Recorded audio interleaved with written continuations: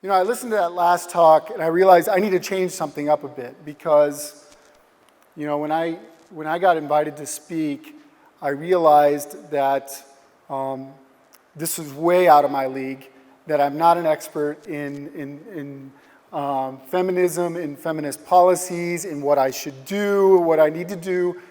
But most importantly, a goal for me being here was to learn.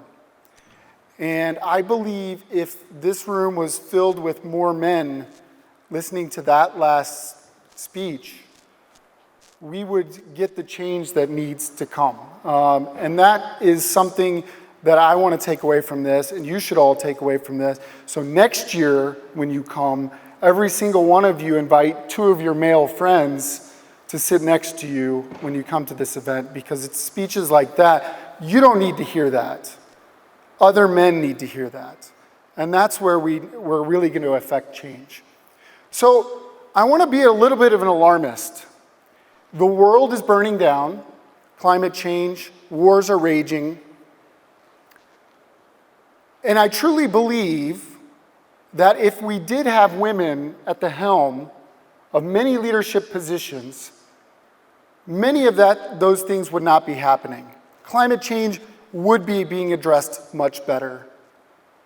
Wars would be handled in a different light. I do believe that if we had more than the 1/4 women holding these positions that we currently have, we would be seeing change. Now here's the thing, the problem that we're facing is not just about patriarchal societies and how ingrained we are in those. It's about overcoming such significant problems on top of that, right? We are now, this is a tech and innovation forum, we are now on the pathway to automizing AI, robotics, technological automation of our lives, and yet the jobs that cannot be automized are 90% held by women. Which means that the jobs that are still going to be around and done by human beings in the future are being held by women, and yet women do not have a place at the table to make leadership decisions on how things are being done. This is a huge problem. It's multifaceted, and I'm not an expert, but I believe that men have a huge role in this. We have a huge role in society, in our homes, in how we are addressing these issues.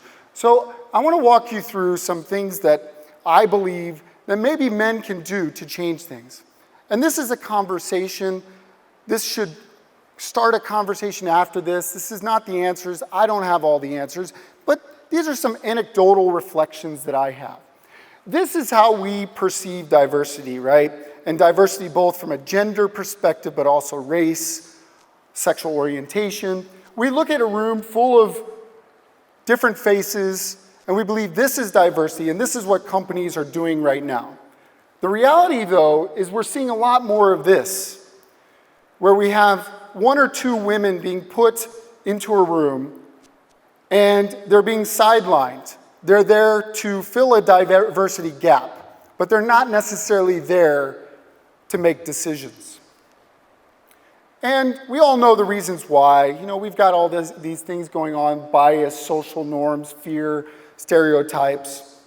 But the reality is that we're doing it all wrong right now. What we're doing is we're creating quantitative quotas to fill diversity gaps versus qualitative quotas and qualitative marks for what women can do in an organization. So what can men do about this? Well, we could pay more. That would be a start, right? Right now, does anybody think it's fair that women earn 80 cents on the dollar for the same job that men do? But it's not just about pay, it's also about responsibility.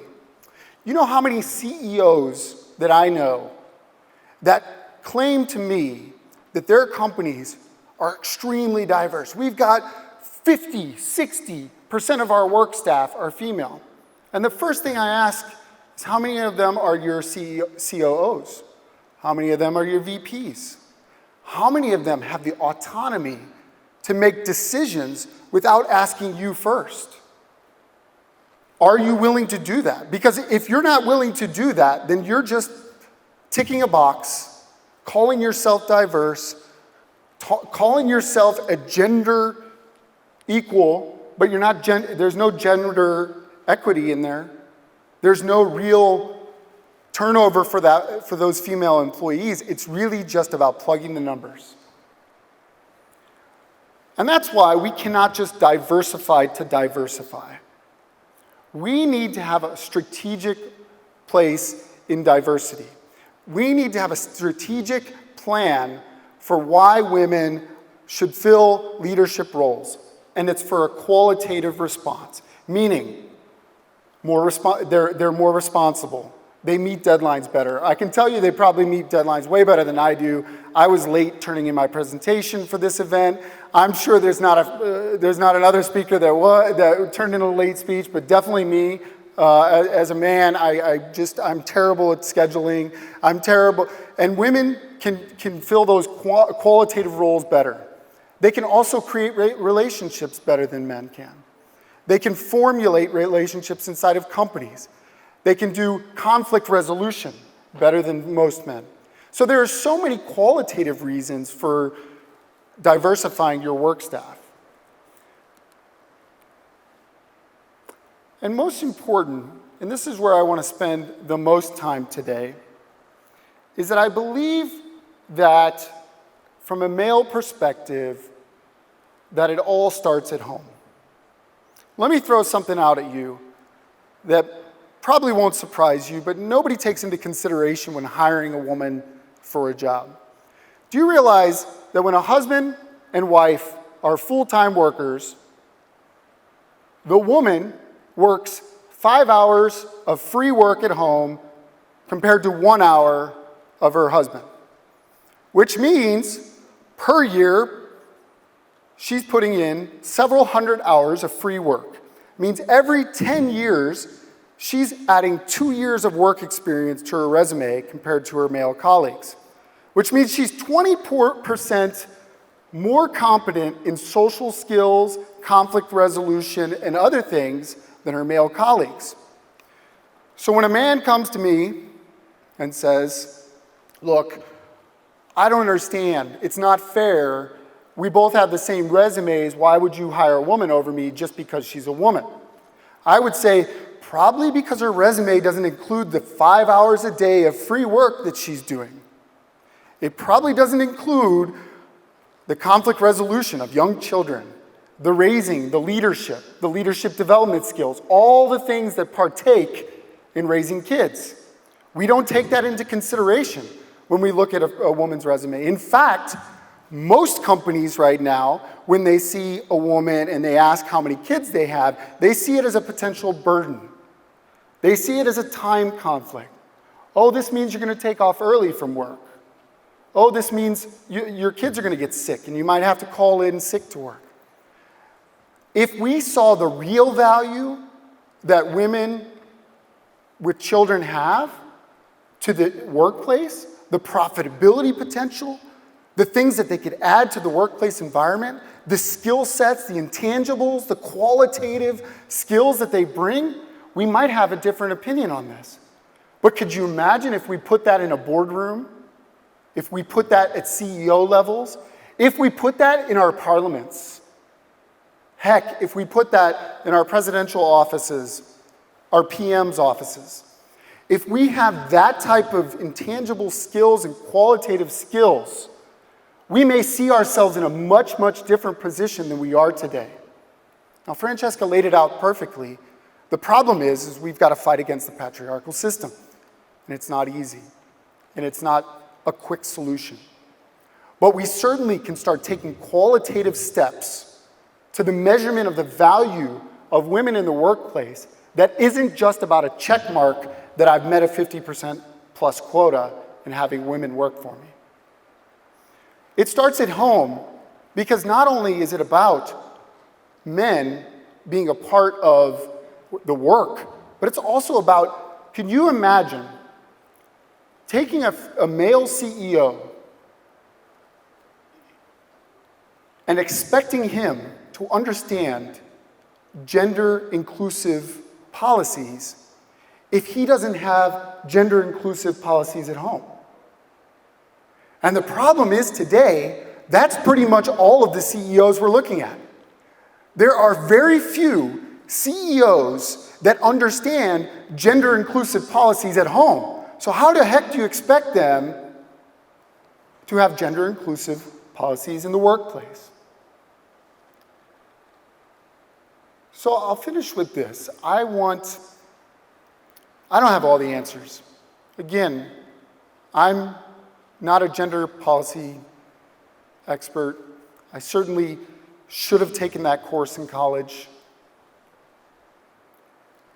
But as men, we have a huge responsibility to stop looking at diversity, stop looking at gender inclusivity as a quota.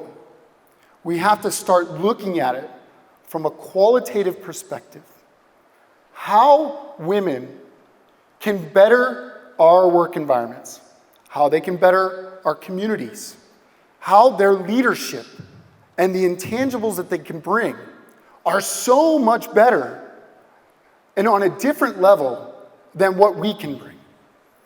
And I think if we just start that conversation, it's not gonna happen overnight, but it's certainly from an entrepreneurial perspective, from a business perspective, going to do enormous things for changing our business. And I do believe that not only can we make companies profitable, but we can make them better with women leadership at the helm. So if you're, once again, I want to go back to the call for action. If you're sitting here today, when you attend the next summit, your goal is to bring 2 or 3 men with you, because they're the ones that need to be in the room today to hear this. They're the ones that are going to have to change their mindset for us to change the system. There will be no systemic change if we don't change men's minds. So thank you. I hope this starts a conversation. Please feel free to stop me at any time today. I'd love to talk more. I hope I can learn more, and if you disagree with anything I said, you're probably right, and would love to have that conversation. Thank you so much.